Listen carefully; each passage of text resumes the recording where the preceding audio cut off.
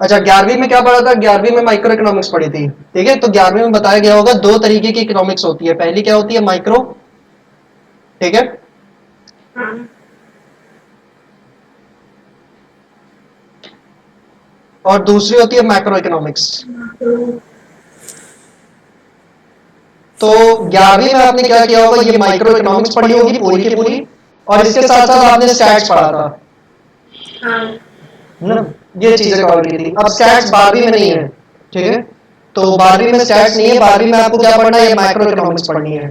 ठीक है, माइक्रो और मैक्रो में डिफरेंस क्या था?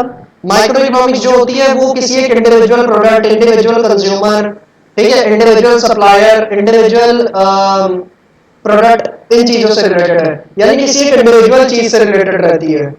हम इकोनॉमिक स्टडी जो करते हैं ना, किसी एक इंडिविजुअल चीज की करते हैं। लेकिन मैक्रो इकोनॉमिक्स में क्या करते हैं? एग्रीगेट पूरे एक, हाँ, एग्रीगेट एक पूरे एक मार्केट, पूरे देश की करते हैं। ठीक है, इकोनॉमिक्स की स्टडी। तो ऑब्वियसली इसका जो स्पेक्ट्रम होता है मैक्रो इकोनॉमिक्स का, ये ज्यादा बड़ा होता है, पूरे इंडिया को कवर करता है। और माइक्रो इकोनॉमिक्स क्या बात कर रहा होता था? हर बार आप देखती थी किसी एक इंडिविजुअल कंज्यूमर का प्राइस, उसका डिमांड कैसा है, प्राइस बढ़ रहा है तो डिमांड घट रहा है, प्राइस बढ़ घट रहा है तो डिमांड बढ़ रहा है। ऐसे आप देखती थी। यूटिलिटी मेजर करती थी कि वो कितने यूनिट्स खा रहा है तो उसको कितनी यूटिलिटी मिल रही है, इस हिसाब से। ठीक है, तो केवल एक इंडिविजुअल के ऊपर फोकस किया जाता था वहां पे, लेकिन यहाँ पूरे देश के ऊपर फोकस होगा मैक्रो इकोनॉमिक्स में। ठीक है, तो क्या केवल माइक्रो इकोनॉमिक्स पढ़ना है 12वीं में? नहीं, एक और चीज पढ़नी है, वो है इंडियन इकोनॉमिक डेवलपमेंट। हाँ। हाँ, इंडियन इकोनॉमिक डेवलपमेंट। अब ये क्या चीज है? देश आजाद कब हुआ था सर? 26 जनवरी 1950। नहीं, 1940। 15 अगस्त 1947 को, है ना। और 15 अगस्त 1947 के बाद अपने देश की इकोनॉमिक्स किस तरीके से रही है, किस तरीके के इकोनॉमिक डेवलपमेंट आए हैं, वो कवर करेंगे हम किसमें? इंडियन इकोनॉमिक डेवलपमेंट में। यानी इसमें इंडियन इकोनॉमिक्स के बारे में फोकस रहेगा। ठीक है, बट पोस्ट इंडिपेंडेंस, क्योंकि प्री इंडिपेंडेंस से हमको कोई लेना देना नहीं, तब ब्रिटिशर्स करते थे। ठीक है, क्लियर है। और इसमें भी जो सबसे बड़ा फोकस रहेगा ना, वो 1991 के साल के बाद रहेगा, क्योंकि 1991 के बाद इंडिया की इकोनॉमिक्स असलियत में अच्छे पेस पे आना शुरू हुई थी। जो आज हम लोग मतलब एक सफिशिएंट लिविंग स्टैंडर्ड एंजॉय कर सकते हैं, कि हमारे खर्चे मीट आउट हो जाते हैं। तो वो 1991 के बाद जो पॉलिसीज ली गई थी इंडिया में, उसकी वजह से हमारी इकोनॉमी इतनी ग्रो की थी कि आज हम लोग चौथे या पांचवें नंबर की वर्ल्ड स्ट्रॉन्गेस्ट इकोनॉमी है। ठीक, तो किसने की थी? वो मनमोहन सिंह जब फाइनेंस मिनिस्टर थे तो उन्होंने की थी, एलपीजी रिफॉर्म्स के थ्रू। ठीक है, लिबरलाइजेशन, प्राइवेटाइजेशन और ग्लोबलाइजेशन। ठीक है, खैर इसको डिटेल में पढ़ेंगे जब इंडियन इकोनॉमिक डेवलपमेंट पढ़ना होगा। अभी हम लोग मैक्रो इकोनॉमिक्स से शुरू करेंगे। ठीक है, तो क्लास 12 का आप सिलेबस समझ गए। आपको दो ब्रॉड चीजें कवर करनी है। पहला तो आपको मैक्रो इकोनॉमिक्स कवर करना है, स्कूल में सबसे पहले यही शुरू हुआ होगा। Yes sir. हाँ, और दूसरा आपको इंडियन इकोनॉमिक डेवलपमेंट करना है कवर। 50-50% की वेटेज ले लो फाइनल बोर्ड्स एग्जाम में, दोनों चीजों से। ठीक है, हम मैक्रो इकोनॉमिक्स से शुरू करने जा रहे हैं, और मैक्रो इकोनॉमिक्स में जो सबसे पहला चैप्टर करेंगे वो नेशनल इनकम। ठीक है, आपके स्कूल में भी जहां तक सबसे पहले नेशनल इनकम शुरू हुआ होगा। Yes sir. हाँ, कौन सा स्कूल है आपका? जागरण पब्लिक स्कूल लखनऊ। हाँ, जागरण पब्लिक स्कूल। जागरण पब्लिक स्कूल, ये कहाँ पे है मैम? गोमती नगर में आता है। गोमती नगर में? पता नहीं मैम, जागरण तो नहीं सुना। ठीक है, अरे लखनऊ लखनऊ बताना बंद कर दीजिए मैम, हमको तो लखनऊ की नहीं है। अच्छा। नहीं, आप जहाँ रहते हो बहुत दूर है यहाँ से हमारे घर हाँ, से। हम लोग राजाजीपुरम। हाँ, हम राजाजीपुरम लोग 12 किलोमीटर होगा। हाँ, हम लोग का घर सहारा हॉस्पिटल के पास है। हाँ, वो तो है। काफी दूर है। ये लखनऊ में सीएमएस का भूत कब उतरा? 50% लोग तो इधर ही जाते थे। हाँ, बट अच्छा नहीं माना जाता है, पर पढ़ाई का हाँ, मुझे नहीं पता। मैंने आज तक जितने स्टूडेंट्स पढ़ाए 50% इसी स्कूल के रहे, क्योंकि पता नहीं ज्यादातर लोगों को इसी में भेजना होता है अपने बच्चों को। हाँ, गुडविल इतनी है ना इनकी। चलो, नेशनल इनकम क्या करेगा? नेशनल इनकम में हम पूरे देश की इनकम के बारे में स्टडी करेंगे, ठीक है। नेशनल इनकम जो होती है वो पूरे देश की इनकम होती है। शॉर्ट में समझने की बात ये है कि पूरे देश की जो टोटल इनकम है उसको नेशनल इनकम कहा जाता है, ठीक है। पूरे देश की total income of a whole country, ठीक है। अब पूरे देश की जो इनकम है, पूरे देश की इकोनॉमी में कई सारे एलिमेंट्स होते हैं, ठीक है, कई सारे सेक्टर्स होते हैं उसमें, यानी उसमें हाउस होल्ड सेक्टर के भी लोग होते हैं, है ना। हाउस होल्ड सेक्टर के लोग कौन है? जैसे आपके और हमारे जैसे, हाँ, आम लोग, ठीक है। ये अपनी लिविंग कैसे चलते हैं? इनको ये ज्यादातर क्या करते हैं कि या तो इनका कोई छोटा मोटा बिजनेस होता है उसके थ्रू अपनी इनकम करते हैं, या तो ये कहीं जॉब करते हैं उससे इनकम मिलती है और उससे अपने एक्सपेंसेस, अपने डेली नीड्स फुलफिल करते हैं और थोड़ा बहुत सेव करते हैं, ठीक है। तो सबसे पहली चीज जो मैं बात करूं वो क्या है? टाइप्स ऑफ इकोनॉमी में क्या क्या आ जाएगा? सबसे पहले तो हमारा है हाउस होल्ड्स,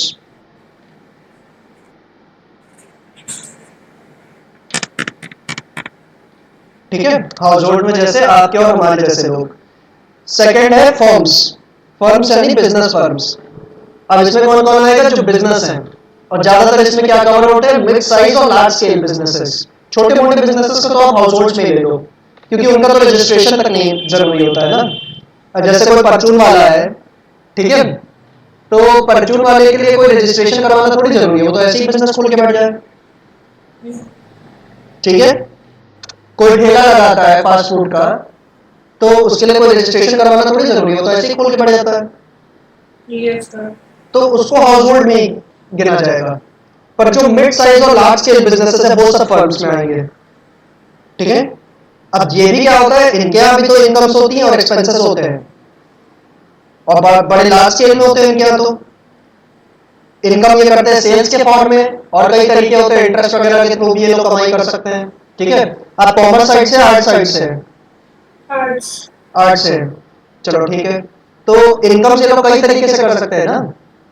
इनकम तो सेल वगैरह करके भी कर सकते हैं, जिस चीज का बिजनेस कर रहे हैं उसकी सेल्स करके भी क्या कर सकते हैं? इनकम कर सकते हैं। प्लस कई जगह इन्वेस्टमेंट करते हैं लोग, इन्वेस्टमेंट के थ्रू इनको इंटरेस्ट वगैरह की कमाई होती है, तो वो भी उस तरीके से भी इनकम हो सकता है। लेकिन इनके पास खर्चे भी बहुत सारे होते हैं, हाउस होल्ड से ज्यादा खर्चे होते हैं इनके पास तो, ठीक है।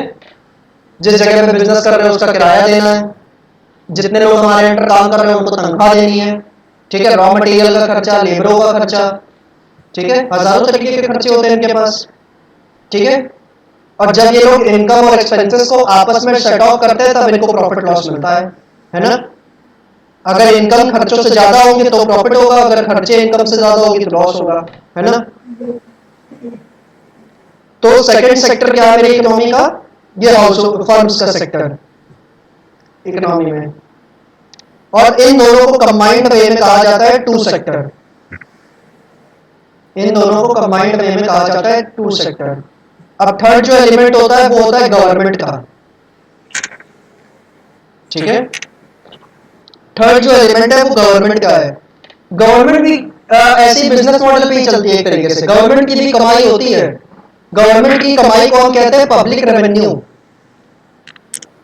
अब गवर्नमेंट कमाई कैसे करती है बताओ? मोदी जी कैसे कमा रहे हैं? फिर taxes लेके. हाँ, टैक्सेस लेके ना, टैक्सेस के थ्रू कमाई करते हैं। और भी बहुत तरीके हैं, ये तो मोदी जी की कमाई है टैक्सेस लेके, ठीक है। अमित शाह कैसे कमा रहे हैं? अमित शाह टैक्सेस नहीं कमा रहे हैं, वो तो इन्वेस्टमेंट कर करके कमा रहे हैं, ठीक है। जो इंडिया की टॉप 50 कंपनीज हैं उसमें से मेजॉरिटी में अमित शाह का पैसा लगा है, ठीक है। तो अमित शाह मतलब टैक्सेस से ज्यादा तो अपने इन्वेस्टमेंट से कमा रहे हैं, उससे रिटर्न कमा के, वो बहुत तगड़े बिजनेसमैन है, ठीक है। तो खैर वो जो इन्वेस्टमेंट की कमाई है वो तो एक तरीके से अमित शाह की पर्सनल कमाई है, लेकिन जो गवर्नमेंट्स की कमाई होती है वो कैसे होती है? टैक्सेस के थ्रू होती है, प्लस कुछ छोटे मोटे इन्वेस्टमेंट करती हैं उसके थ्रू भी होती है, ठीक है। जैसे कई बार होता नहीं है कि किसी प्राइवेट कंपनी में सरकार इन्वेस्टमेंट कर दे, जैसे कि अभी हुआ था बीआई जो है, वोडाफोन इंडिया, उसमें सरकार ने 36% का इन्वेस्टमेंट किया है। आपने ये न्यूज़ फॉलो की थी जब ये हुआ था? No sir. वीआई आपके पास सिम है इनका कि नहीं, वीआई वालों का?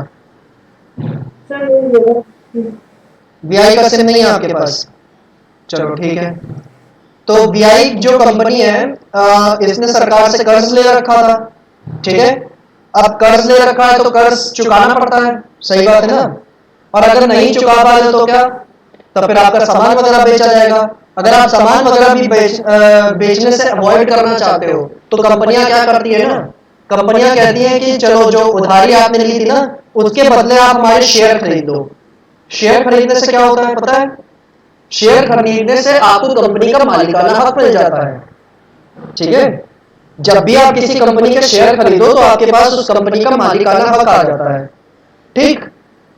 तो सर अगर हम रिलायंस के शेयर खरीदे तो क्या हम अंबानी के मालिक बन जाएंगे? नहीं, अब अंबानी के मालिक नहीं बनेंगे, लेकिन आप रिलायंस के मालिक बन जाएंगे, ठीक है।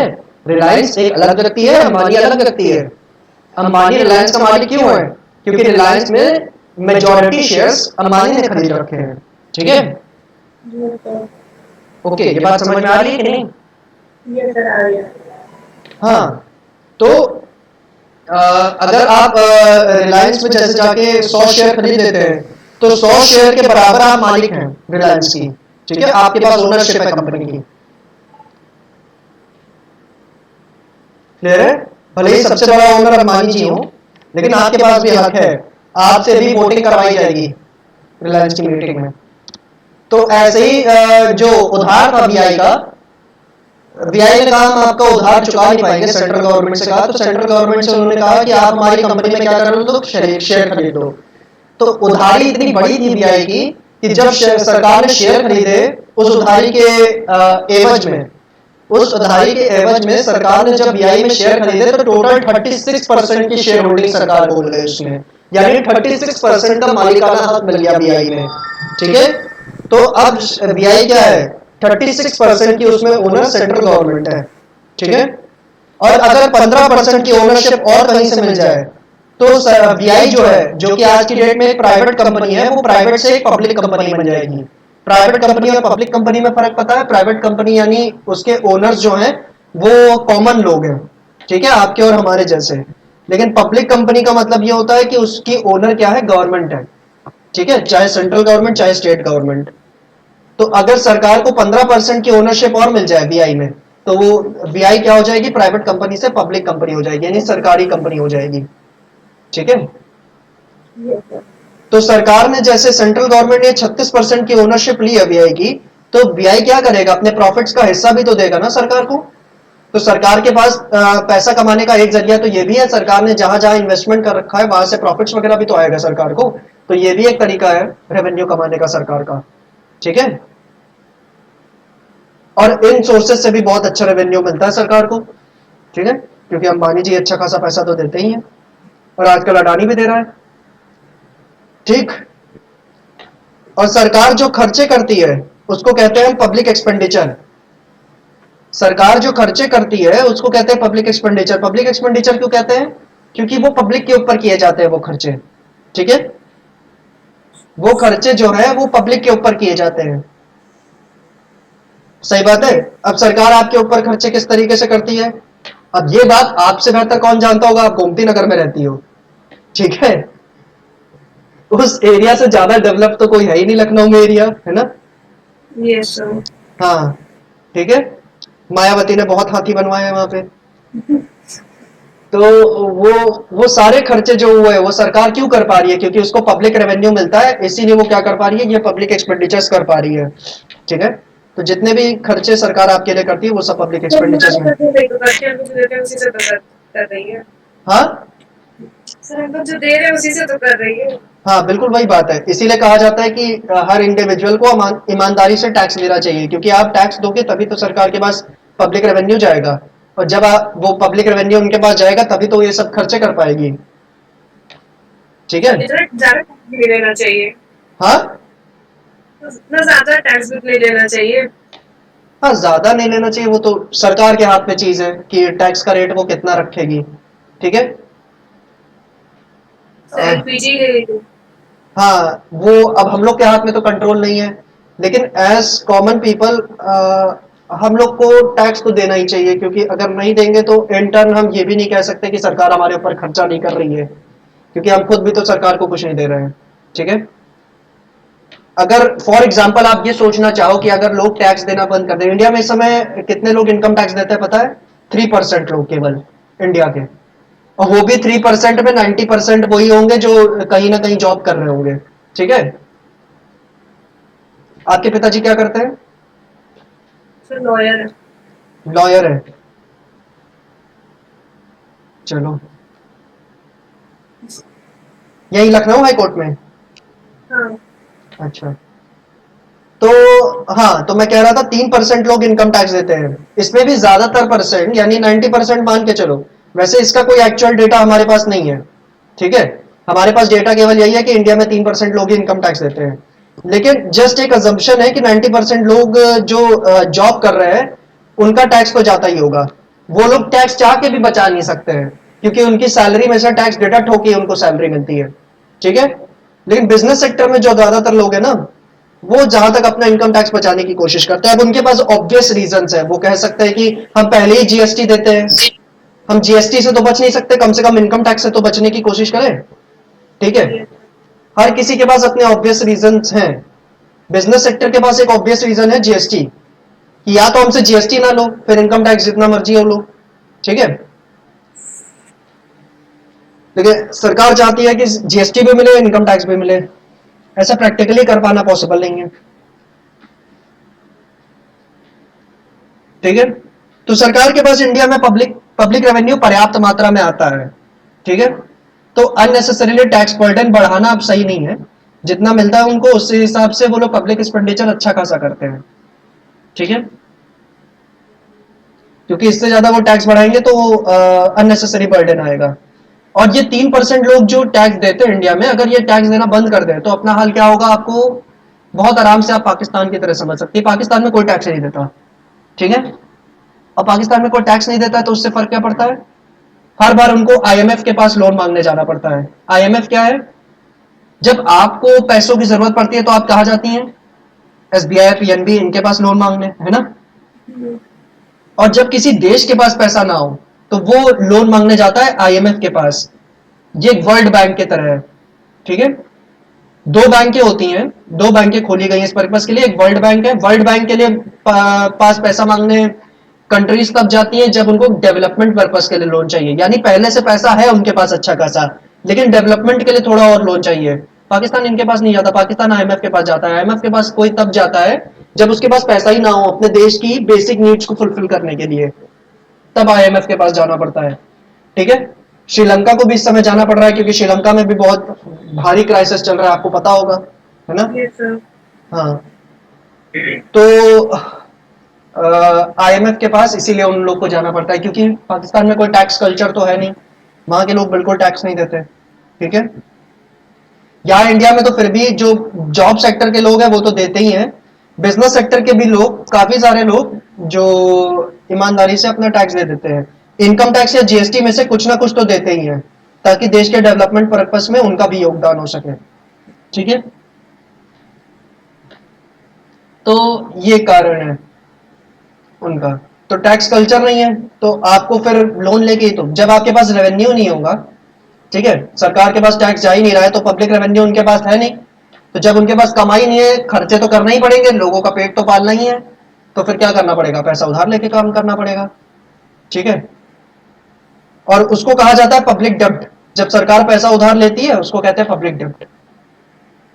तो तीसरा सेक्टर इकोनॉमी का क्या है? गवर्नमेंट। गवर्नमेंट। जब हम हाउस होल्ड, फर्म और गवर्नमेंट तीनों को कंबाइन करते हैं तो इसको कहते हैं थ्री सेक्टर।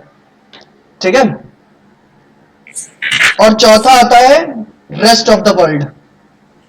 चौथा क्या है? Rest of the world. Rest of the world में वो बिजनेसेस प्राइमरली कवर्ड होते हैं जो इंपोर्ट एक्सपोर्ट का बिजनेस बहुत करते हैं। ठीक है। Rest of the world sector में ज्यादातर इंपोर्ट एक्सपोर्ट बिजनेस वाले हैं।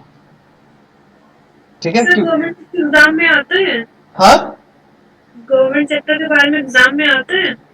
गवर्नमेंट सेक्टर के बारे में आपके कोर्स में सिलेबस नहीं होगा, आईएसएससी के में अलग से सिलेबस होता है इसके बारे में। ठीक है, मैं आपको गवर्नमेंट सेक्टर फंक्शन किस तरह करता है ये बता रहा था ताकि आपको समझ में आए। ठीक है, इसके ऊपर अलग से एक चैप्टर होता है पब्लिक फाइनेंस, वो आपके कोर्स में नहीं है, वो आईएसएससी के कोर्स में होता है, तो अलग से आपको इसको पढ़ने की जरूरत नहीं पड़ेगी। अपने आप में बहुत बड़ा चैप्टर होता है 15-20 पन्नों का, लेकिन वो आपको नहीं पढ़ना पड़ेगा। ठीक है, आपको नेशनल इनकम ही पढ़ना है। अच्छा, आपके में कोर्स में सिलेबस चैप्टर कौन कौन से है मैक्रो इकोनॉमिक्स में वो बता दूं तो नेशनल इनकम है। ठीक है, national income, money and banking. हाँ हाँ बिल्कुल, आप ही बोल दो। हाँ, तीसरा चैप्टर होगा balance of payment foreign exchange rate. ठीक है, चौथा, फिफ्थ चैप्टर है।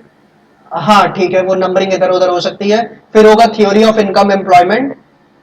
ठीक है, हाँ, और मनी एंड बैंकिंग, और गवर्नमेंट बजट। हाँ गवर्नमेंट बजट होगा। ठीक है, ठीक है, गवर्नमेंट बजट कैसे बनाती है उसमें वो होगा, उसमें पब्लिक रेवेन्यू, पब्लिक एक्सपेंडिचर, ये सब चीजें नहीं होंगी। गवर्नमेंट बजट किस तरीके से प्रिपेयर करती है, गवर्नमेंट अलग अलग बजट प्रिपेयर करती है, आपको पता है ना, फाइनेंस बजट, रेलवे बजट, ये सब, तो वो कैसे किया जाता है वो होगा उसमें। ठीक है, तो ये 5 चैप्टर है आपके कोर्स में, है ना, मैक्रो में। हाँ, तो ये हमें पढ़ने हैं। पब्लिक फाइनेंस आपके कोर्स में नहीं है। अच्छा, रेस्ट ऑफ द वर्ल्ड में क्या है, इंपोर्ट एक्सपोर्ट का बिजनेस करने वाले लोग, तो ये कवर होगा 4 सेक्टर में। इन चारों को कंबाइन करके हम कहेंगे 4 सेक्टर। ठीक है, क्लियर है ये? हम्म, आपके पास बुक है? नहीं मैम, हमें बुक की जरूरत नहीं पड़ेगी, हमने जीवन भर यही पढ़ा है और पढ़ाया है। आप सीबीएसई बोर्ड क्यों कराते हैं? हाँ, सीबीएसई बोर्ड क्यों कराते हैं? नहीं सीबीएसई हो, हम पढ़े तो आईएसएससी के हैं और पढ़ाया सीबीएसई आईएससी दोनों को है। बट सीबीएसई आईएससी में कोर्स में कोई डिफरेंस नहीं है, आप भी वही माइक्रो इकोनॉमिक्स पढ़ रही हैं जो वो लोग पढ़ रहे हैं। ठीक है, सेम वही चीजें पढ़ रही हैं आप दोनों लोग। बस आईएससी में क्या होता है, एक एडिशनल चैप्टर ही है पब्लिक फाइनेंस वाला, बस उनको ये एडिशनल चैप्टर पढ़ना होता है। बाकी और आपके उनके सिलेबस में कोई डिफरेंस नहीं है। उनको माइक्रो और पढ़नी पड़ती है 12th में, तो आपको माइक्रो नहीं पढ़नी पड़ रही तो आपको इंडियन इकोनॉमिक डेवलपमेंट पढ़ना पड़ेगा। वो इंडियन इकोनॉमिक डेवलपमेंट को 11वीं में पढ़ते हैं, तो कोर्स में बस इतना ही डिफरेंस है, बाकी चीजें वही हैं, आपके में भी उनके में भी। आप सिर्फ कोचिंग स्कूल में जाते हैं? नहीं मैम, मैं सीए फाइनल कर रहा हूँ। ठीक है, आप जैसे डेंजरस बच्चों के साथ दिन भर कौन माथा कपाए ठीक है तो दिन तक 4 बजे तक अपनी पढ़ाई करते हैं, उसके बाद आप लोग को पढ़ाते हैं। ठीक है, चलो, अब बेसिक एक्टिविटीज क्या क्या होती है एक इकोनॉमी में। सबसे पहला होता है प्रोडक्शन। ठीक है, सबसे पहली एक्टिविटी जो एक इकोनॉमी में होती है प्रोडक्शन। अब प्रोडक्शन कौन करता है, आपके और हमारे जैसे लोग नहीं, जो बिजनेस सेक्टर के लोग होते हैं, प्राइमरली मैन्युफैक्चरर्स, वो करते हैं। मैन्युफैक्चरर सामान बनाता है, होलसेलर को देता है। हाँ, हम लोग कंज्यूम करते हैं, वी आर कंज्यूमर्स।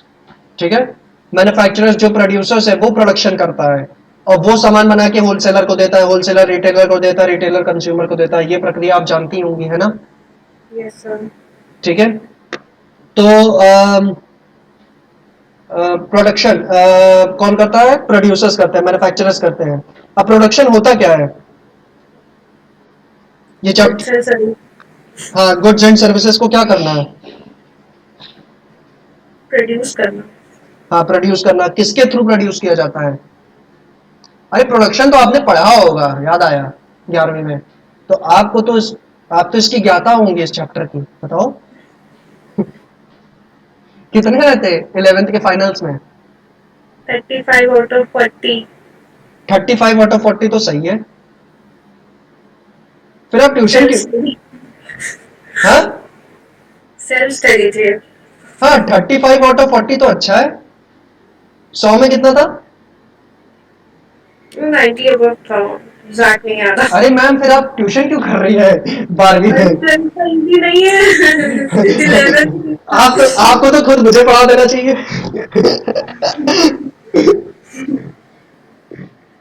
अच्छा, ऑन अ सेफर नोट कि 12th है, रिस्क नहीं लेना चाहती हैं। हाँ। हाँ ये है, मतलब आप खुद को होशियार तो मानती हैं, ये तो सही बात है। नहीं। ठीक है, तो प्रोडक्शन बताओ क्या होता है, आपको तो अच्छे से याद होगा। प्रोडक्शन करने के लिए चार basic, like land labour capital चाहिए और होता है। लैंड लेबर कैपिटल, और चौथा एक और होता है ना, एंटरप्रेन्योर। entrepreneur। हाँ, वो चार चीजों की मदद से हम क्या करते हैं, प्रोडक्शन करते हैं। वो चार हमारे प्रोडक्शन फैक्टर्स ऑफ प्रोडक्शन है, और उनकी मदद से हम क्या करते हैं, गुड, या तो कोई गुड्स प्रोड्यूस करते हैं या तो कोई सर्विस प्रोड्यूस करते हैं। ठीक है, और कुछ ऐसी चीजें होती है कई बार कि गुड्स और सर्विसेज दोनों प्रोड्यूस होता है, जैसे कि रेस्टोरेंट्स है, वहां पे गुड्स और सर्विसेज दोनों आपको दिया जाता है ना, खाना मिलता है और साथ ही साथ वेटर की सर्विस भी मिलती है। वाईफाई है, तो वाईफाई वाला क्या कर रहा है, आपको गुड्स एंड सर्विस दोनों दे रहा है। राउटर दे रहा है, वो क्या है, गुड्स है, और प्लस जो वाईफाई की सर्विस मिल रही है वो तो मिल ही रही है। तो कुछ ऐसी चीजें होती है, कुछ ऐसे सेक्टर्स है अपने देश में जहां गुड्स और सर्विसेज दोनों ऑफर किया जाता है आपको। ठीक है, एज अ सेल। क्लियर है? Yes sir. अब प्रोडक्शन की आपको जो डेफिनेशन लिखनी हो वो आप पेपर में क्या लिख सकती हैं, तो एक लाइन की डेफिनेशन जो बन सकती है वो आप लिख लीजिए, any activity which results in value addition to the economy, full stop. Which results in value। हाँ, any activity which results in value addition to the economy, full stop. Bracket में लिख सकते हो बोथ गुड्स एंड सर्विसेज, दोनों चीजें इसमें cover होंगी। अब प्रोडक्शन करने से वैल्यू एडिशन होगा ना इकोनॉमी में, क्योंकि मैंने बताया कि जो आप माइक्रो में पढ़ रही थी वो क्या था, वो एक इंडिविजुअल प्रोड्यूसर से रिलेटेड था। यहाँ पे हम पूरे देश की बात करेंगे। तो जैसे जैसे हर प्रोड्यूसर क्या करता जाएगा, गुड्स प्रोड्यूस करते जाएगा। जैसे ए प्रोड्यूसर है, उसने 10 यूनिट किसी चीज की प्रोड्यूस की, बी ने उसी की 20 यूनिट प्रोड्यूस की, ठीक है, सी ने 25 की, डी ने कितनी की, 35 की। तो और इकोनॉमी में मान ले केवल यही चार प्रोड्यूसर है, तो कंबाइंड वे में कितनी यूनिट्स प्रोड्यूस हो गई है पूरी इकोनॉमी में, 10 प्लस 20 प्लस 25 कितना हो गया, 55, 55 प्लस 35 कितना हो गया, 90। तो टोटल पूरी इकोनॉमी में 90 यूनिट्स प्रोड्यूस हुई हैं। ठीक है, तो हर एक इंडिविजुअल प्रोड्यूसर क्या कर रहा है, हर एक इंडिविजुअल प्रोड्यूसर टोटल हमारी इकोनॉमी में क्या कर रहा है, वैल्यू एडिशन कर रहा है। हमारे इकोनॉमी के टोटल आउटपुट में अपना अपनी तरफ से कुछ वैल्यू एडिशन कर रहा है। ठीक है, और वो वैल्यू एडिशन किस तरीके से कर पा रहा है, वो इस एक्टिविटी को अंजाम देकर, प्रोडक्शन नाम की एक्टिविटी को अंजाम देकर वो क्या कर पा रहा है, ये वैल्यू एडिशन कर पा रहा है देश के टोटल आउटपुट में। ठीक है, यस सर। समझी? यस सर, समझ गए। चलो ठीक है, कोई डाउट हो तो बताओ। नहीं नहीं सर, नहीं डाउट है। मतलब एक इंडिविजुअल प्रोड्यूसर देश के टोटल आउटपुट में वैल्यू एडिशन किस एक्टिविटी के थ्रू कर पाएगा, प्रोडक्शन को करके कर पाएगा। ठीक है, सेकंड, कंजम्पशन। ये सबसे आसान, क्योंकि ये हम हर रोज करते ही हैं। ठीक है, अभी हो सकता है क्लास से 1 घंटा पहले आप कंजम्पशन करके आई हो, किसका, मोमोज का, है ना। तो ये होता ही है। सर मोमोज का एग्जांपल क्यों लिया आपने, क्योंकि हम खुद करके आए थे। ठीक है। तो कंजम्पशन क्या है, हम कंज्यूमर्स करते हैं उसको। ठीक है, कोई भी गुड्स एंड सर्विसेज जो हम क्या कर रहे हैं, मार्केट से इनटेक कर रहे हैं, यूज कर रहे हैं, उससे बेनिफिट इनटेक कर रहे हैं, उसकी वैल्यू ले रहे हैं, तो वो क्या होता है, वो कंजम्पशन का प्रोसेस होता है।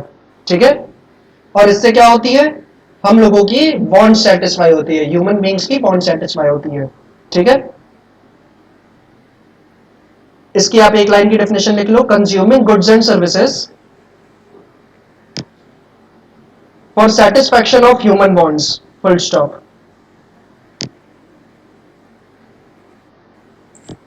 Consuming goods and services for satisfaction of human bonds.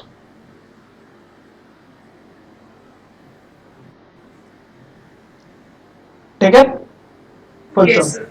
Sir. तीसरी एक्टिविटी जो इकोनॉमी में होती है वो होता है इन्वेस्टमेंट। सर इन्वेस्टमेंट जो है ये तो केवल बिजनेस फर्म्स वाले करते होंगे या सरकार कर देती होगी। नहीं, आप भी करती हैं क्या? आपके और हमारे जैसे आम लोग इन्वेस्टमेंट नहीं करते? सब करते हैं। ऑब्वियसली करते हैं, ठीक है। आपका जो घर है, हमारा जो घर है, ये कहाँ से आया फिर? ये इन्वेस्टमेंट करके ही तो आया है, ठीक है। हम लोग भी शेयर वगैरह खरीदते हैं, ठीक है, कंपनियों में भी इन्वेस्ट करते हैं। तो इन्वेस्टमेंट क्या होता है? इन्वेस्टमेंट जब देश में रहने वाले, चाहे हाउस होल्ड सेक्टर के लोग हो, चाहे फर्म सेक्टर के लोग हो, चाहे गवर्नमेंट सेक्टर के लोग हो, या फिर even for that matter rest of the world sector के भी जो लोग हो, ठीक है, वो क्या कर रहे हैं? वो किसी ऐसी जगह पे पैसा लगा रहे हैं जिससे उनको क्या लगता है फ्यूचर में रिटर्न मिलेगा, ठीक है। किसी ऐसी जगह पैसा लगा रहे हैं जिससे उनको उम्मीद है फ्यूचर में रिटर्न मिलेगा। इस प्रोसेस को हम कहते हैं इन्वेस्टमेंट, ठीक है। इन्वेस्टमेंट इसीलिए किया जाता है ना, मैं सबसे बेसिक इन्वेस्टमेंट की बात करता हूं, एफडी, फिक्स डिपॉजिट जो होता है। तो हम एफडी क्यों करते हैं? ये उम्मीद रहती है ना कि 1 साल बाद हमको जैसे 6% इंटरेस्ट मिलेगा, हाँ तो इस सर। 6% रिटर्न के लिए हम कर रहे हैं ना इन्वेस्टमेंट। तो इन्वेस्टमेंट हमेशा किसी ना किसी रिटर्न के एवज के लिए किया जाता है। अभी आज की डेट में बैंक्स बंद कर दे इंटरेस्ट ऑफर करना, कह रही हैं हम 0% इंटरेस्ट देंगे। आपका पैसा महसूस रहेगा लेकिन हम इंटरेस्ट नहीं देंगे आपको। तो क्या आप पैसा बैंक में रखोगी? नहीं, घर में रखते हैं, उससे अच्छा बैंक के पास क्यों रखें? बैंक के पास पैसा रखने का सोल ऑब्जेक्टिव क्या होता है कि रिटर्न मिलेगा, यस सर। ठीक है। तो सबसे पहला इन्वेस्टमेंट जो हाउस होल्ड सेक्टर के लोग यही करना है, बैंक में पैसा रखना, ठीक है। क्यों रख रहे हैं? क्योंकि रिटर्न के एवज में, रिटर्न के एवज में वहां पैसा रखा जा रहा है, तो वो क्या है? इन्वेस्टमेंट है। और इन्वेस्टमेंट की वजह से क्या होता है? जो देश का कैपिटल स्टॉक है ना, जो देश का कैपिटल स्टॉक है उसमें नेट एडिशन होता है, वृद्धि होती है, ठीक है। और उसकी वजह से क्या होता है? देश में कैपिटल फॉर्मेशन होता है, ठीक है। क्योंकि जैसे आपने बैंकों में पैसा जमा किया तो बैंक वो पैसा रखे थोड़ी रहेंगी। बैंक अगर किसी को उधार पैसा चाहिए तो उसको उधार देती है। बैंकिंग बिजनेस कैसे चलता है? आप बैंक के पास पैसा जमा करती हो, हाँ ठीक है। सर, आप, किसी को लोन देना हो तो हमारा पैसा ही देती है। अरे आपका, हाँ बिल्कुल सही बात है। हाँ, तो आपका नाम क्या था? भूल गए। शगुन मिश्रा। शगुन मिश्रा। अरे मिश्रा है यहाँ? अरे आपका नाम? हमारा भी मिश्रा ही है मैम, हिमाद्री व्रत मिश्रा। बड़ा स्ट्रगल है आपकी जिंदगी में आगे। मिश्रा सरनेम, जनरल कास्ट, है ना।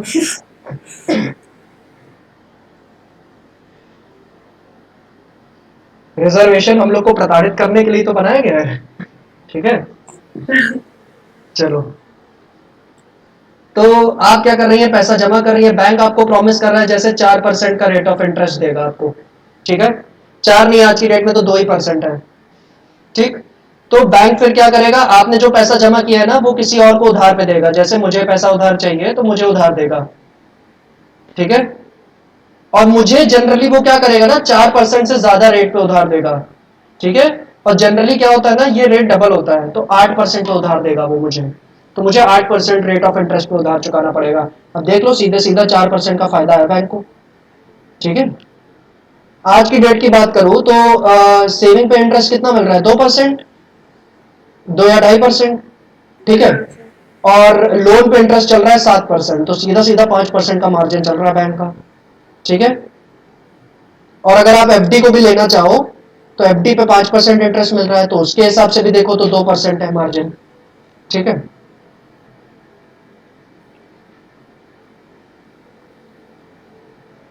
सर ये रेट ऑफ इंटरेस्ट इतना कम क्यों है सेविंग्स पे?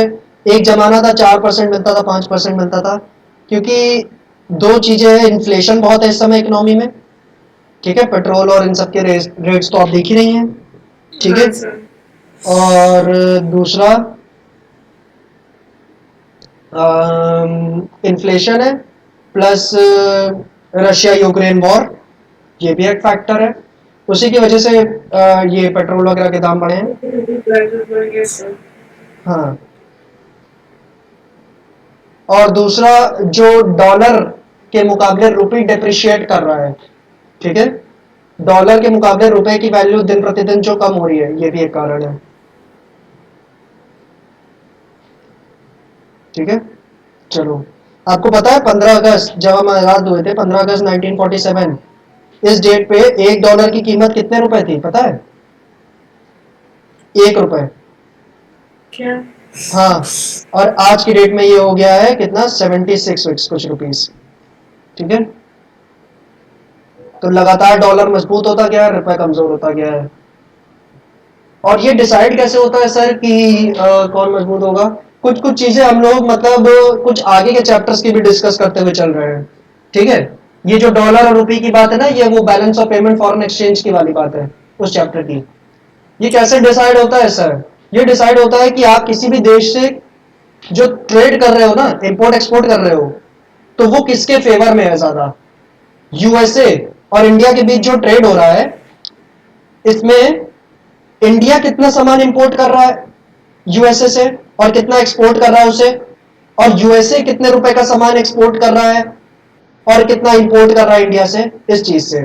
अगर यूएसए हमसे हमको ज्यादा एक्सपोर्ट कर रहा है, ठीक है, हमको ज्यादातर सामान एक्सपोर्ट कर रहा है और हम उसको कम सामान एक्सपोर्ट कर पा रहे हैं, समझ में आ रही है बात? अगर यूएसए हमको ज्यादा सामान एक्सपोर्ट कर रहा है, ज्यादा वैल्यू का सामान, और हम उसको कम एक्सपोर्ट कर पा रहे हैं, यानी हमसे वो कम इंपोर्ट कर रहा है, तो ऑब्वियसली उस सिचुएशन में उसका बैलेंस ऑफ पेमेंट क्या होगा? फेवरेबल होगा, पॉजिटिव होगा, और हमारा क्या होगा? नेगेटिव होगा। उसकी करेंसी की वैल्यू बढ़ जाएगी, यानी डॉलर की वैल्यू बढ़ जाएगी, और हमारी करेंसी, हमारे रुपए की वैल्यू कम हो जाएगी। और ये प्रैक्टिकली है भी, हम सब जानते हैं। यूएसए क्या करता है? हमें महंगी महंगे जो डिफेंस इक्विपमेंट्स हैं, ठीक है, वो एक्सपोर्ट करता है। ऐसा नहीं है कि हमसे सामान कम खरीदता है या हमसे सामान नहीं खरीदता यूएसए। सारा एग्रीकल्चर फार्मा का सामान यहीं से जाता है यूएसए में, ठीक है, इंडिया से। लेकिन समस्या यह है कि एग्रीकल्चर जो है वो बहुत छोटी सी चीज है, मतलब बहुत सस्ती चीज है। ठीक है, आटा मिलता है 20 रुपए किलो, 25 रुपए किलो, इस भाव पे। आशीर्वाद भी ले लो तो 35 रुपए किलो, है ना? और जो डिफेंस आइटम्स है वो बहुत महंगे महंगे हैं, तो इस वजह से वो ज्यादा वैल्यू का सामान हमें एक्सपोर्ट कर रहा है और हमसे कम वॉल्यूम का सामान ले रहा है। ठीक है, फार्मा की भी जो चीज है वो ले रहा है, ऐसा तो है नहीं कि हमसे कोवैक्सीन ले रहा है। ठीक है, वैक्सीन तो हमसे ले नहीं रहा है, जो जनरल दवाएं होती हैं वो ले रहा है, वो कोई महंगी तो होती नहीं है। ठीक है, इस तरीके से डिटरमाइन होता है। ये ट्रेड के बेसिस पर डिटरमाइन होता है, जो एक्सचेंज रेट्स हैं। चलो, प्लस दूसरी ये चीज है कि डॉलर की मजबूती इससे भी डिफाइन होती है कि यूएसए ने वर्ल्ड ट्रेड ऑर्गेनाइजेशन जो नहीं है, उसके अंदर क्या कर दिया है? एक तरीके से दादागिरी कर दी है, और वहां पे ये सेट कर दिया है कि अगर यूएसए ना भी हो, यूएसए से ट्रेड ना भी हो रही हो, किन्हीं दो देशों के बीच ट्रेड हो रही हो, जैसे कि इंडिया और यूके, तो इन दोनों देशों, ये दोनों देश भी डॉलर्स के बेसिस के ऊपर ही ट्रेड करेंगे। यूएसए ने अपना एक पेमेंट सिस्टम बनाया, स्विफ्ट। ये पता है आपको? काफी चर्चा में था इस समय स्विफ्ट पेमेंट सिस्टम। तो ये जो पेमेंट सिस्टम है ना स्विफ्ट, इसमें सारे देश आते हैं दुनिया के। ठीक है, अभी रशिया को इसने निकाल दिया गया, ठीक है, क्योंकि यूएसए का बनाया हुआ सिस्टम है, और यूएसए ने कहा तुमने यूक्रेन पे हमला किया तो हम तुमको निकाले दे रहे हैं इस सिस्टम से। ठीक है, और स्विफ्ट पेमेंट सिस्टम में बाकी सबको रखा हुआ है, सारे देशों को। तो इस सिस्टम का में होता क्या है कि यूएसए ने रूल बना रखा है कि अगर दो देश आपस में ट्रेड कर रहे हैं, जैसे इंडिया और यूके, तो ये अपनी आपस की करेंसी में ट्रेड नहीं कर सकते, पाउंड और रुपी में ट्रेड नहीं हो सकता है, इनको डॉलर में ही ट्रेड करना पड़ेगा। ठीक है, जैसे ऑस्ट्रेलिया और बांग्लादेश ट्रेड कर रहे हैं, तो ये अपनी करेंसीज में ट्रेड नहीं कर सकते, इनको डॉलर में ही ट्रेड करना पड़ेगा। इससे क्या हो रहा है? इससे डॉलर की वैल्यू और बढ़ रही है। ठीक है सर, यूएसए ऐसा क्यों कर पाया? क्योंकि सुपर पावर है, इस वजह से। ठीक है, समझ में आई ये बात? Yes sir. हाँ, तो इन्वेस्टमेंट करने से कैपिटल स्टॉक में वृद्धि होती है और कैपिटल फॉर्मेशन होता है। इसके बारे में जरा एक लाइन की डेफिनेशन लिख लो। It is the net addition to capital stock known as capital formation, full stop. It is the net addition to capital stock known as capital formation, full stop. ठीक है,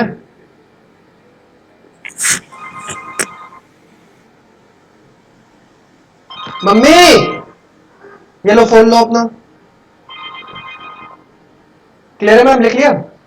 यस सर। चलो इसको रब करते हैं फिर।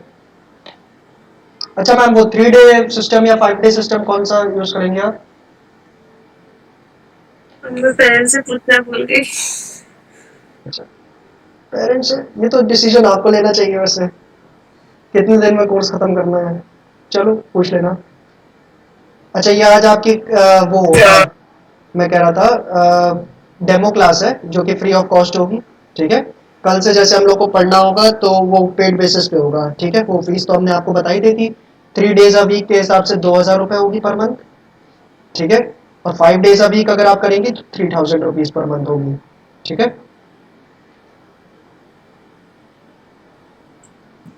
क्लियर है ma'am? और जो ड्यू डेट होगी ना आपकी हर महीने की, वो आज की तारीख नहीं लीजिएगा, वो यानी हमारी अगली क्लास जो होगी जो कल, वो वाली तारीख लीजिएगा, ठीक है। यानी 28 आपकी ड्यू डेट होगी।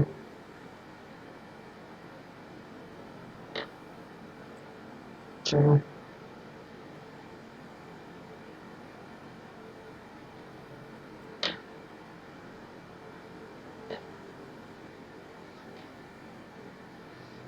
अब पता है, 2 तरीके के गुड्स होते हैं, ठीक है।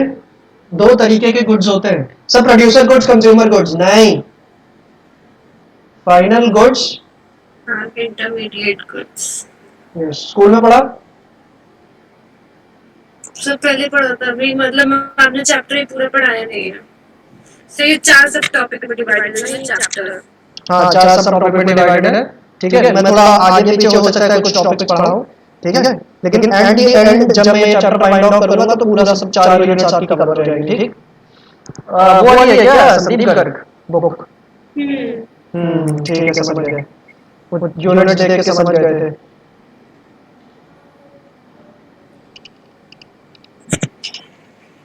एक तो 2 बहुत प्रोमिनेंट बुक है, एक बीके ओरी और एक संदीप गर्ग, कुछ स्कूल बीके ओरी चलाते हैं।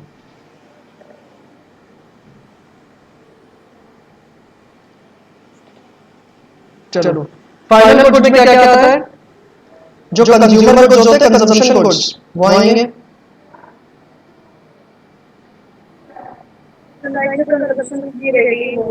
हाँ हाँ बिल्कुल, जो बिल्कुल रेडी हो फॉर कंजम्पशन पर्पसेस। और एक और आता है, वो होते हैं कैपिटल गुड्स। कैपिटल गुड्स क्या होते हैं?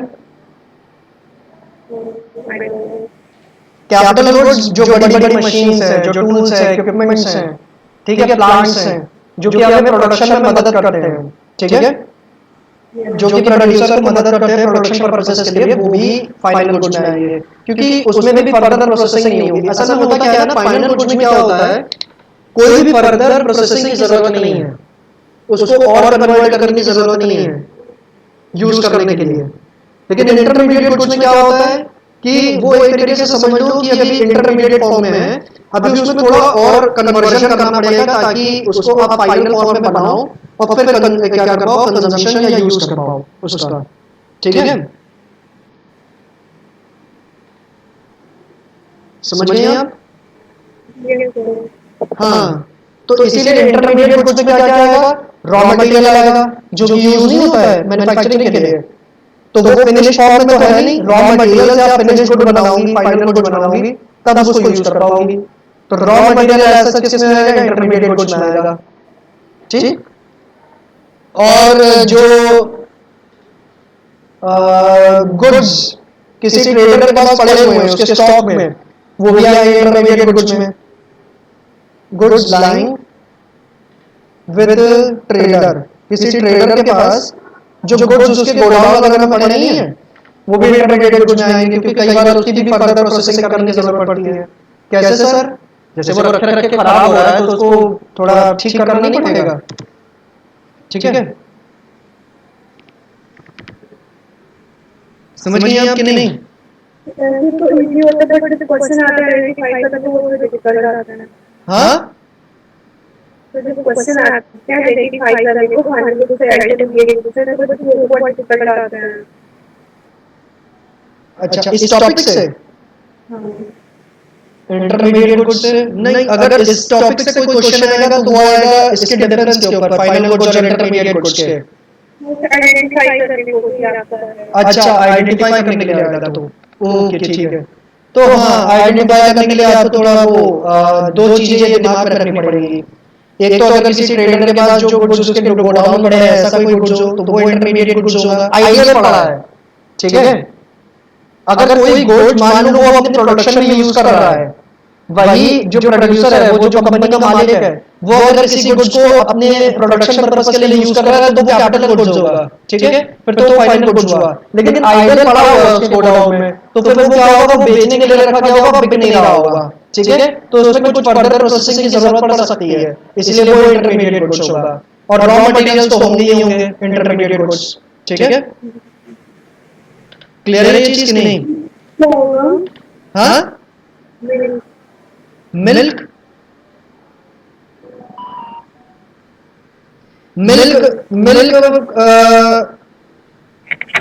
डिपेंड करता है किस पर्पस के लिए यूज कर रहे हैं। जैसे कि मिल्क हमें जनरली कंज्यूम करना है तो वो कंजम्पशन गुड्स हुआ फिर, ठीक है, उसको फर्दर प्रोसेसिंग हम नहीं करना चाहते हैं। जैसे कि मान लो अमूल का जो मिल्क का पैकेट है, ठीक है, अमूल मिल्क का जो पैकेट है वो क्या होगा, वो आपका कंजम्पशन गुड्स में आएगा, ठीक है, क्योंकि हम उसको कंज्यूम करना चाहते हैं। लेकिन अगर उसी मिल्क से हम क्या करना चाहते हैं, पनीर बनाना चाहते हैं, तो फिर वो मिल्क क्या होगा मेरा, वो मेरा रॉ मटेरियल की तरह है, वो इंटरमीडिएट गुड्स में आएगा, ठीक है। पर्पस इंपॉर्टेंट है इसमें कि आप उस चीज को तुरंत कंज्यूम करना चाहती हो, यूज करना चाहती हो। अगर यूज करना चाहती हो तो कंजम्पशन गुड्स है, अगर तुरंत यूज नहीं करना चाहती हो तो वो फिर क्या है, फिर इंटरमीडिएट गुड्स है, रॉ मटेरियल है, ठीक है।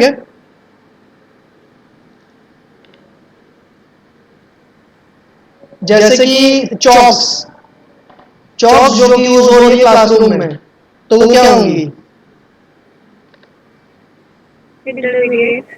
हाँ वो इंटरमीडिएट होंगी, ठीक है, क्योंकि हमारा फाइनल प्रोडक्ट क्या है, फाइनल प्रोडक्ट जो हम बनाना चाहते हैं वो क्या होगा, वो तो हमारी जो हम सर्विस दे रहे हैं, जो हम पढ़ा रहे हैं वो है ना, फाइनल गुड मेरा जो हम पढ़ा रहे हैं वो होगा, ठीक है।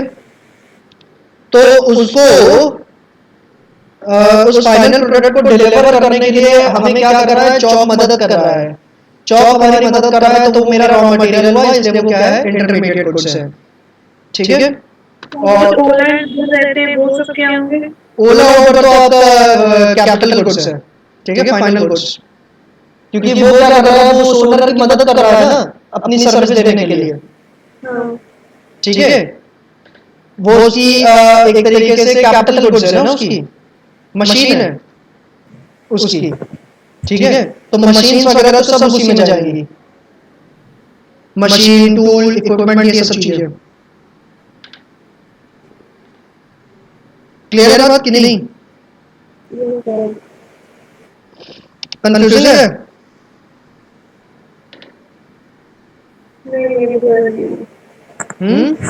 नमक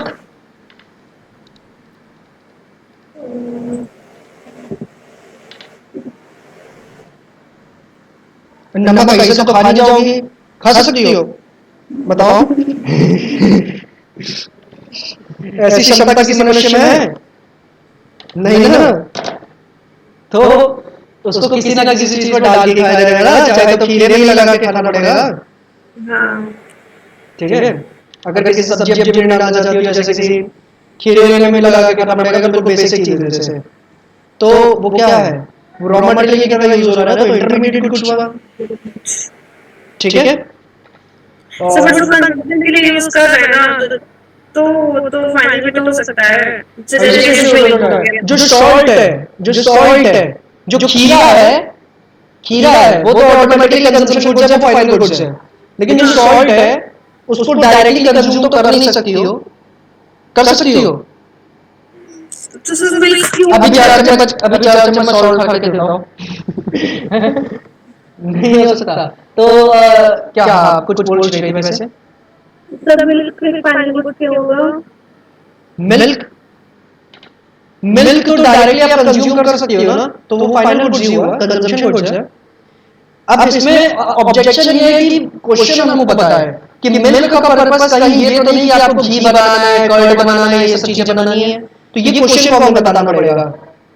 ठीक है, अगर सिर्फ ये लिखा है मिल्क, तो मिल्क तो हम कंज्यूम करते ही हैं, तो कंजम्पशन गुड्स है।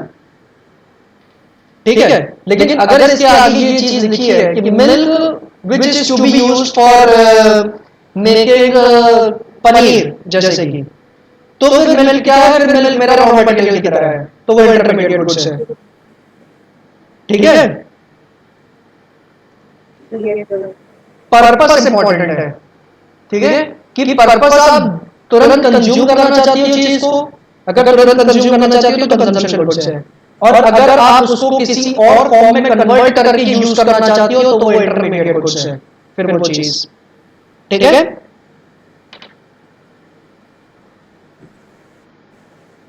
केजीएफ देखी है?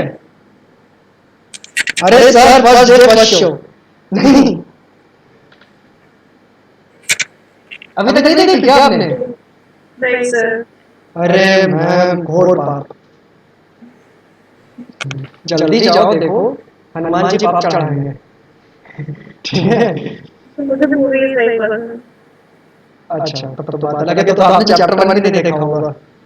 ठीक है, लेकिन हाँ तो फिर, लेकिन ये पता है ना केजीएफ में क्या होता है, केजीएफ की कहानी ये है कि गोल्ड माइनिंग होती है उसमें, और गोल्ड माइनिंग इस तरीके से होती है कि एक जगह पे पत्थरों की खुदाई हो रही होती है, और पत्थरों में किसी तरह जुड़ा हुआ होता है वो गोल्ड, पत्थरों के साथ एक तरीके से समझ लो कंबाइंड फॉर्म में है। ठीक है, तो मेरा क्वेश्चन ये है कि वो जो पत्थर तोड़ के निकाला गया है जिसमें वो गोल्ड कंबाइंड फॉर्म में है, वो क्या है? वो फाइनल गुड्स है कि इंटरमीडिएट गुड्स है? आपको ये एग्जांपल। अरे मैंने ये अज्यूम कर लिया था ना कि आपने केजीएफ देखी होगी। चलो मैंने आप पूरा एक्सप्लेन कर दिया, ये बताओ आपने खुदाई करी जैसे, तो एक पत्थर आया है, एक पत्थर के अंदर दोनों चीजें मेल्टेड है, पत्थर वाला पार्ट भी है और गोल्ड वाला पार्ट भी है। ठीक है, तो ऑब्वियस सी चीज है ना कि आपको पत्थर को पिघलाना पड़ेगा, गोल्ड का पार्ट अलग करना पड़ेगा, पत्थर वाला पार्ट अलग करना पड़ेगा, मैन्युफैक्चरिंग रिक्वायर्ड है ना उसमें, तो वो पत्थर क्या हुआ? इंटरमीडिएट गुड्स हुआ। हाँ वो इंटरमीडिएट गुड्स हुआ। गोल्ड बिस्किट जो होते हैं, ठीक है, जानती होंगी आप, देखा ही होगा कई बार, है ना? हाँ आपके पास है ना, सही है। ये बात चिल्ला चिल्ला के लोगों को ना बताना, नहीं तो चोरी हो जाएगा। ठीक है, और गोमती नगर में सुना है चोरी भी बहुत होती है, ऐसा है क्या? ऐसा है क्या, ऐसा आपने सुना है कभी वहाँ? चलो इधर राजाजीपुरम में भी काफी होती हैं। राजाजीपुरम के पास एक एरिया है आरडीएसओ का, आपने सुना है इसके बारे में? आरडीएसओ, हाँ आरडीएसओ एक ऐसा ही है, वहाँ कुछ हो ही नहीं सकता, इतनी पुलिस लगी रहती है वहाँ। बहुत सेफ एरिया है वो, शायद लखनऊ का सबसे सेफेस्ट एरिया। हाँ तो क्या था, तो आप समझ गए ना, पर्पस इंपॉर्टेंट है। ठीक है, अब और क्या कहना है, मोबाइल फोन। टॉपिक में तो बहुत था, वो सेकंड थर्ड टॉपिक बोल गए आप। हाँ सेकंड थर्ड, मैम मैं हो सकता है यूनिट आगे पीछे पढ़ा हूँ, ठीक है, तो वो फ्लो के साथ चलती रहो। ठीक है, जब चैप्टर कंप्लीट होगा तो चारों यूनिट एक साथ पढ़ लेना इस चैप्टर की। ठीक है, अभी केवल जितना पढ़ते चल रहे हो उतना रिवाइज करते रहना क्लास में। ठीक है, क्लास के बाद। ठीक है, हाँ लेकिन ये है न्यूमेरिकल सबसे लास्ट में करवा हुआ इसके। ठीक है, न्यूमेरिकल तो ऑब्वियसली बात है, सब पढ़ाने के बाद ही करवा सकते हैं। ठीक, चलो इतना ठीक है, अब आगे देखते हैं इसमें और पॉइंट ऑफ डिफरेंस। ठीक है, एक क्वेश्चन तो आपका वही वाला होगा कि जो आपसे पूछ लिया जाएगा कोई चीज बता के कि ये फाइनल गुड्स है कि इंटरमीडिएट गुड्स है, इस हिसाब से। ठीक है, और एक क्वेश्चन इस टॉपिक से और ये बताया कि फाइनल गुड्स और इंटरमीडिएट गुड्स में डिफरेंस बताओ, तो वो तो डायरेक्टली आप जो मैं लिख रहा हूँ वही लिख सकती हैं आप पेपर में। सेकंड है, सेकंड डिफरेंस है no further transformation is required. ठीक है, अभी डिस्कस किया इसको, फाइनल गुड्स में फर्दर ट्रांसफॉर्मेशन की जरूरत नहीं है।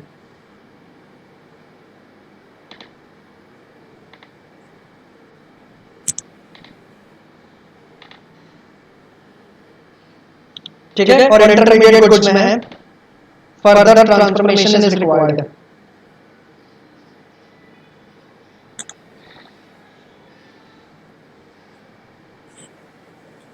ठीक है, इसको ज्यादा एक्सप्लेन करने की जरूरत तो है नहीं क्योंकि पहले ही कर चुके हैं। थर्ड बहुत इंपॉर्टेंट चीज है और ये बात आपको न्यूमेरिकल्स के समय याद रखनी पड़ेगी, ठीक है, कि it is included in national income. ठीक, फाइनल गुड्स को नेशनल इनकम में इंक्लूड किया जाता है।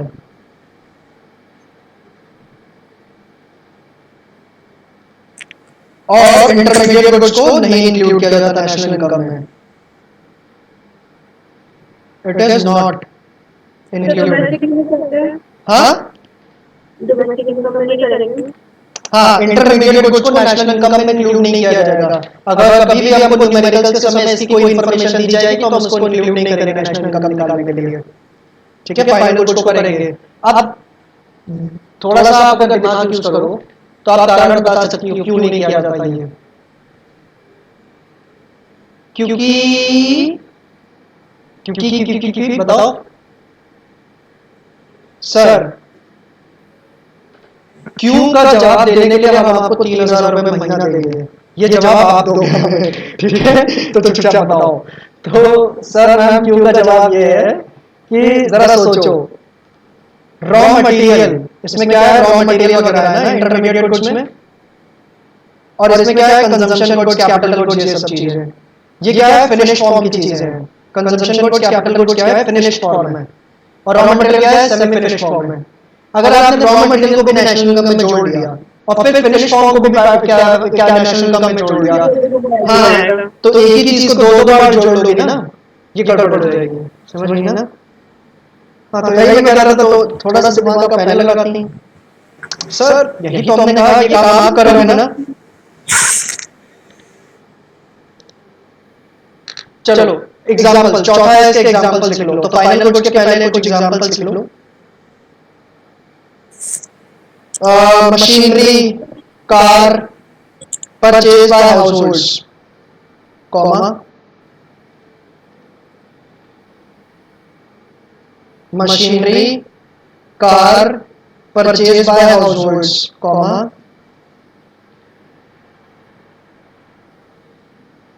Book purchase by student, comma, book purchase by student, comma, हाँ सर हो गया। Car purchase by taxi driver, car purchase by taxi driver, comma, school bus used by school, full stop, school bus used by school, full stop.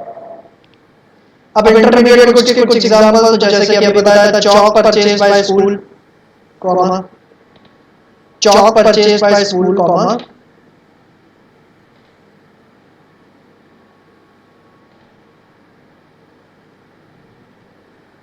Stationery purchase by dealer, stationery purchase by dealer.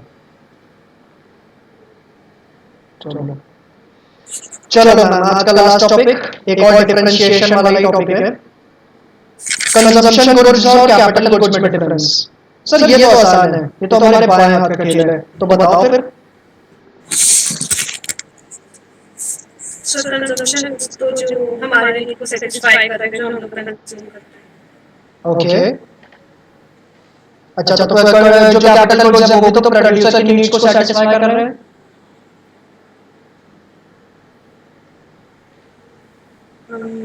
हाँ है ना? हाँ, मतलब आपका बिल्कुल सही था, ठीक है, दोनों चीजों का।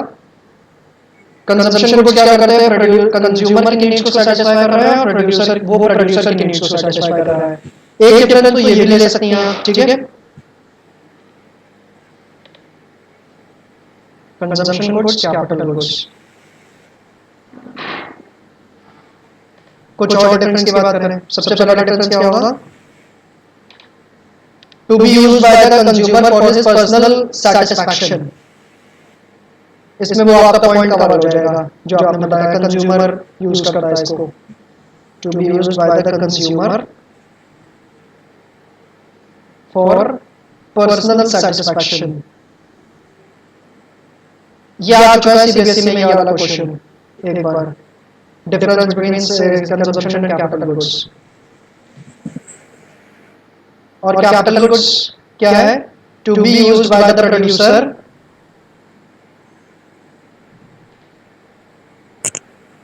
For production purposes. ठीक है?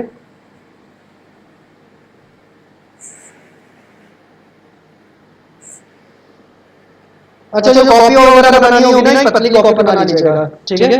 मैं जो भी नोट लिखवाऊंगा ब्रीफ वाली ही लिखवाऊंगा, अल्टीमेटली पढ़ना किताब से ही है, क्योंकि डिटेल में चीजें वहीं पे दी है मैंने। मैं आपको कॉन्सेप्ट समझाने के लिए सिर्फ ब्रीफ नोट्स लिखवाऊंगा। ठीक?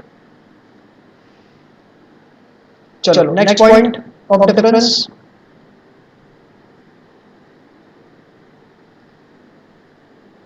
हेलो हेलो, हाँ।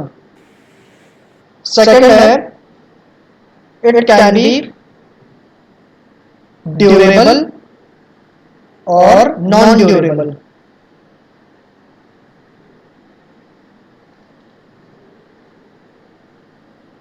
ठीक है? और it can only be durable.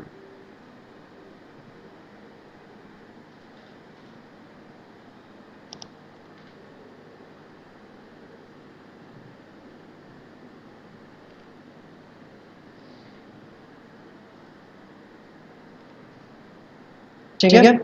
Ma'am durable और नॉन ड्यूरेबल में क्या डिफरेंस होता है? ड्यूरेबल और नॉन ड्यूरेबल क्या चीज है? हाँ, ड्यूरेबल चीज यानी कोई चीज को मैं लंबे वक्त तक यूज करना चाहता हूँ ना, कोई चीज मुझे लंबे समय तक बेनिफिट दे सकती है तो ड्यूरेबल गुड्स हुए। ठीक है? और अगर लंबे समय तक मुझे बेनिफिट नहीं दे सकती तो नॉन ड्यूरेबल हुए। अब कंजम्पशन गुड्स जो होते हैं वो ड्यूरेबल भी हो सकते हैं, नॉन ड्यूरेबल भी हो सकते हैं। ठीक है? आप 5 रुपए की चॉकबार खरीद के लाई, क्या है? नॉन ड्यूरेबल है, तुरंत खत्म हो जाएगी। आप फर्नीचर खरीद के लाई घर पे, वो क्या है? ड्यूरेबल है, लंबे समय तक चलेगा, है ना? लेकिन कैपिटल गुड्स जो होते हैं ना, वो ड्यूरेबल ही होते हैं केवल, वो लंबे समय तक चलते हैं। कैसे?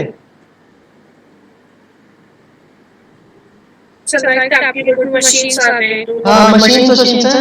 अब ऐसा थोड़ी है कि आप मशीन खरीद के लाई हो, एक जैसे वॉशिंग मशीन खरीद के लाई, वो भी एक मशीन है ना। तो वो ऐसा थोड़ी है कि आज लाई कल खराब हो जाएगी, ऐसा तो हो नहीं सकता।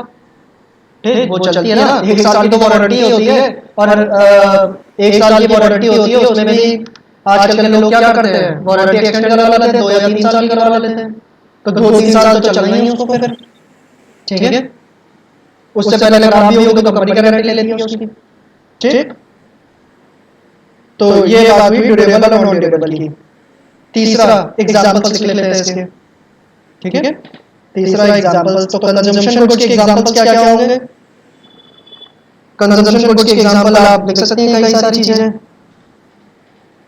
काफी सारी चीजें लिख सकते हैं। आप लिख लीजिए, ये आटा, दाल, चावल, जो लिखना हो। ठीक है? और कैपिटल गुड्स, इसके भी आप लिख सकते हैं एग्जांपल्स। हाँ, हेलो, यस सर। हाँ, कैपिटल गुड्स के एग्जांपल्स आप लिख लीजिए अपना, मशीनरी, टूल्स, इक्विपमेंट्स, ये सब चीजें। ठीक?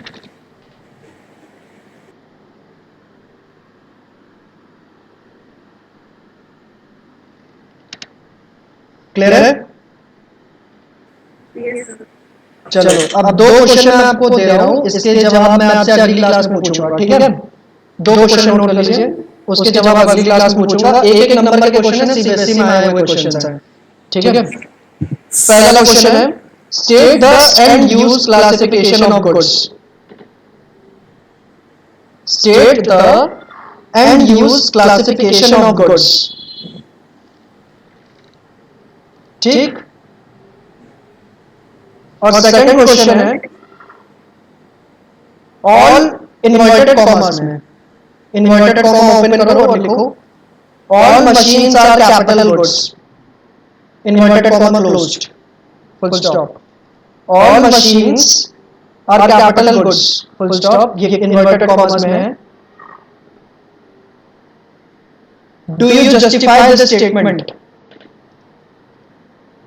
Do you justify this statement? ठीक है,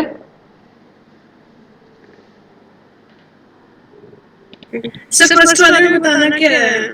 state the end use classification of goods, पहला क्वेश्चन। सर स्टेट, जो फाइनल इंटरमीडिएट बताना है ना, हाँ फाइनल इंटरमीडिएट बताना है। हाँ, उसका आंसर क्या लिखोगे आप पेपर में? एक नंबर का सवाल है बस। फाइनल गुड होते हैं यूज। हाँ, फाइनल गुड्स, इंटरमीडिएट गुड्स लिख सकती हो, और अच्छा प्रेजेंटेशन नहीं होगा, consumption goods, capital goods and intermediate goods. ठीक है, आंसर में लिख दो। ठीक, और सेकंड वाला क्या है? All machines are capital goods, do you justify this statement? All machines are capital goods, do you justify this statement? इसका भी आंसर डिस्कस कर ले क्या? नहीं, बताओ, जस्टिफाई करती हो आप कि नहीं? ये सारी मशीन्स कैपिटल गुड्स ही होंगी, कंजम्पशन गुड्स हो ही नहीं सकती।